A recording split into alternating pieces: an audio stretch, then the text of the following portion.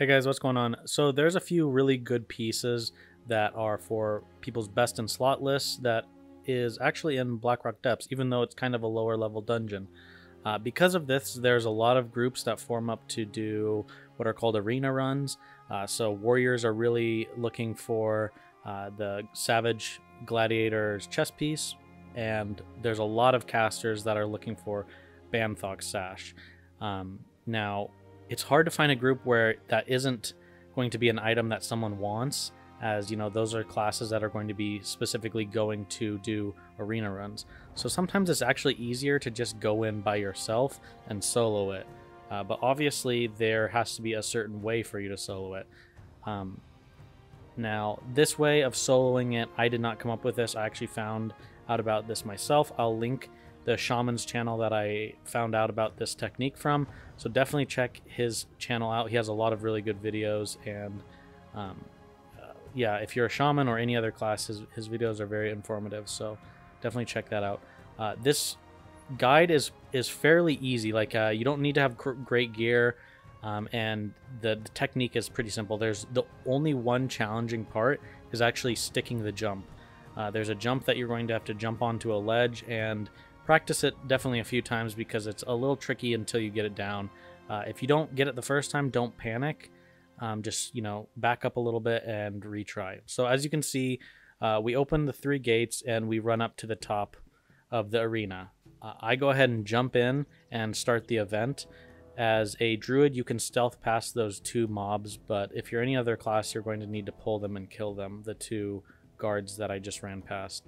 Now, the warlock that's with me doesn't really change much at all. I could easily solo this. It would just take slightly longer.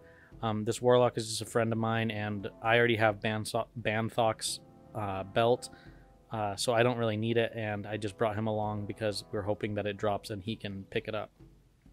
So once you start the event, you're going to have a little bit of time because of how fast it is to get back. So go ahead and just drink and eat to full health and full mana, and then you're going to be able to go over and start pulling the mobs. Now, as a lot of you know, the arena event has different kinds of mobs that have a chance of spawning, just like the bosses. So the mobs are fairly easy. However, there are some mobs that have a ranged ability, like a spit or a lightning bolt, and these mobs you just need to be a little bit more careful about. There's also some spiders that have a web ability. If you get stuck in a web, it's very bad because they're going to do quite a bit of damage to you when they reach you. So if you do get the spiders, just make sure that you're constantly keeping them at max distance by using this ledge technique. So with a lot of the different solo boss strategies in dungeons, it's going to be using, you know, the mob's pathing. So this is no different. We're getting up on this ledge, and what that causes the mobs to do is they have to run all the way around this outer ledge. So it makes for, you know, killing these mobs very easy. It's just a matter of time. So as I said earlier, the Warlock is just going to speed things up a little bit for me, but this is definitely soloable. You just are going to take a little bit longer each time you're doing this. So these mobs, like I said, are a little bit more challenging because they have a spit, but you can range the spit or you can line of sight it. It doesn't do that much damage, so you shouldn't be too worried. Obviously, the Warlock with me is level 54, so he's going to take a little bit more damage just because of his level. But if you're level 60 and you're soloing this, it's no problem whatsoever. So now there's always going to be 2 packs of mobs. So once you kill the first pack, you're going to do the exact same thing again. Just run back, drink, and then you're going to pull. Now, as you can see, there's some NPCs to my right that are up on the stairs. These guys can pull, so you need to be careful and make sure you're running close to the lip of the arena so you don't accidentally pull them. That's really the only thing that you need to worry about there. And then again, just initiate a pull with a Moonfire or whatever ranged ability your class has, and then you're just going to do the same thing. You're going to jump up here. And this farm is very good for classes like a Shaman or a Druid. Getting a spot in an arena group for Banthox Sash as a druid is going to be challenging because there's going to be mages and warlocks that are trying to go for it.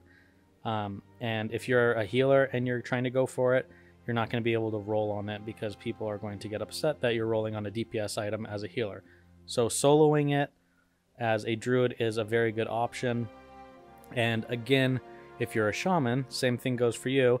You might be, you know, a resto shaman or an enhancement shaman or an elemental shaman, but you're trying to get your hands on the savage gladiator piece. But there's tons and tons of warriors out there that are trying to get that exact piece of loot as well. So again, soloing it might be your best bet because it's easy. You don't have to find a group, and you can just go in by yourself and do it at your leisure. In terms of gold per hour, guys, this isn't really like a good farm spot. It's really only good if you need an item off of these bosses.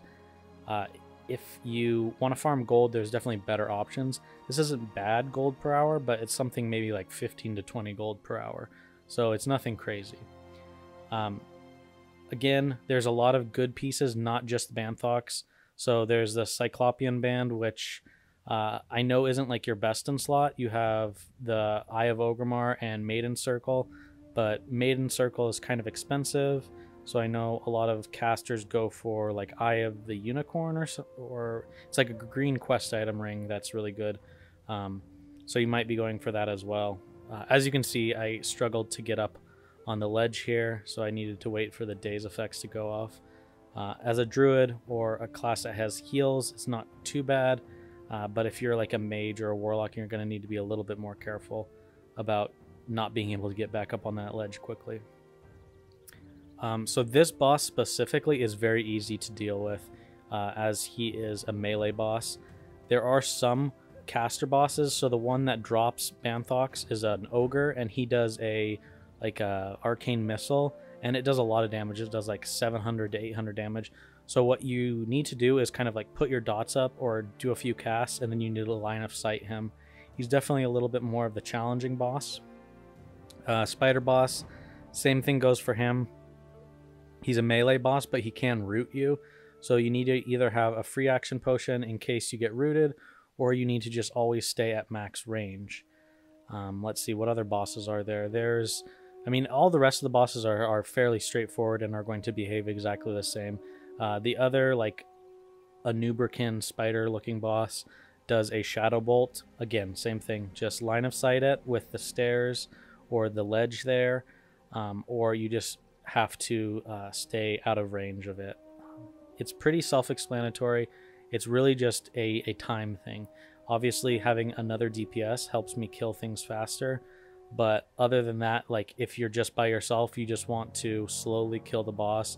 If you run out of mana, like you see me running out of mana here, it's really not a big deal. Just let the boss path back and forth and slowly regen mana. I'd suggest having a decent amount of spirit gear. If you have some spirit gear or mana per 5 that gear that you can switch over to, might be a good idea. Just spell power is not going to be huge here. You just want to be able to have a good amount of mana. So that's about it, guys. It's pretty much as simple as that. Again, it's not really a good gold per hour. It's more if you are seeking some of those specific items. This really speeds it up, as there's a lot of groups out there that are doing arena runs, like I said. However, those groups normally are looking for like specific players. So they're either like, you know, it might be a warrior and he's just looking for another healer or DPS. So a lot of times like a traditional group for those runs will be like a healer, and then one caster DPS that's going for Banthox, and then one warrior who's going for Savage Gladiator. So sometimes it can be hard to get a group for those runs, and like I said, it's a lot easier to just go in by yourself and be able to do this and not have to worry about competing against someone else with roles. And again, like, it doesn't take that long. As you saw, that whole entire run took about 9 minutes.